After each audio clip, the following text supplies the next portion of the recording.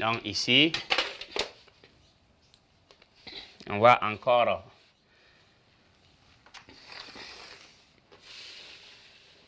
tracer.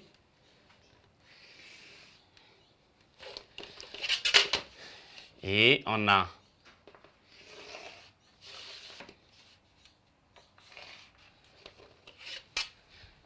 donc ici,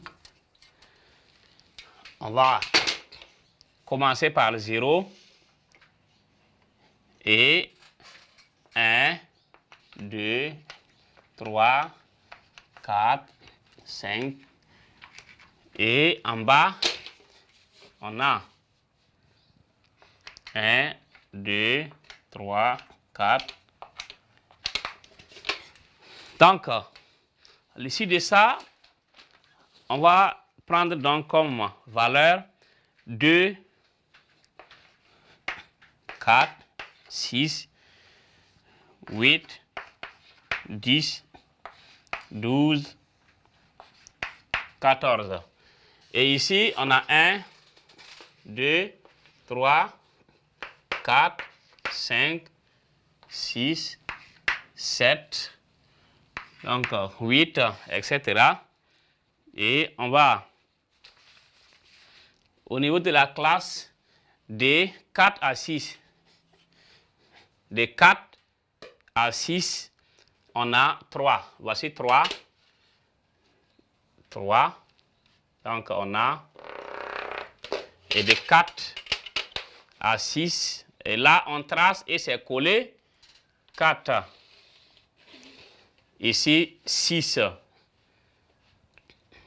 On trace comme ça et on bloque en haut, on ferme. Donc si on ferme, ça devient un rectangle.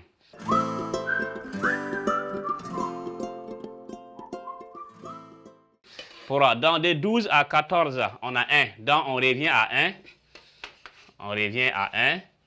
Donc pour délimiter, on a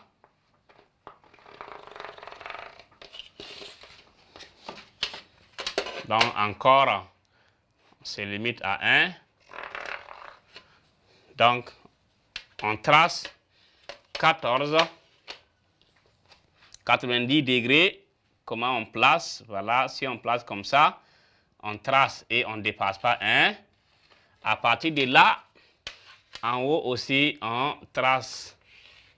Et voici comment on représente ici l'histogramme qui est aussi donc différent du diagramme en bâton, aussi différent donc du diagramme à bande.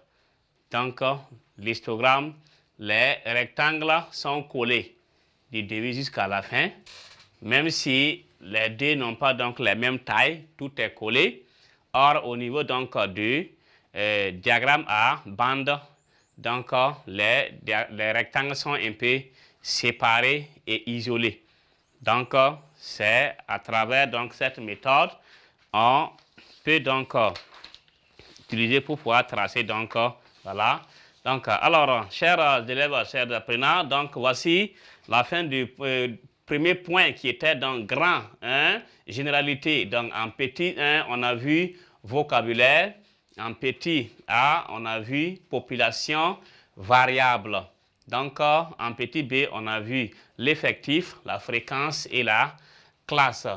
Donc, en petit C, on a vu donc le diagramme à bande et ici, diagramme en bâton. En petit D, diagramme et histogramme. Donc, cas d'une série continue ou une série classée. Nous allons maintenant passer donc au point suivant qui est le grand 2 qui sera caractéristique des effectifs d'une série statistique.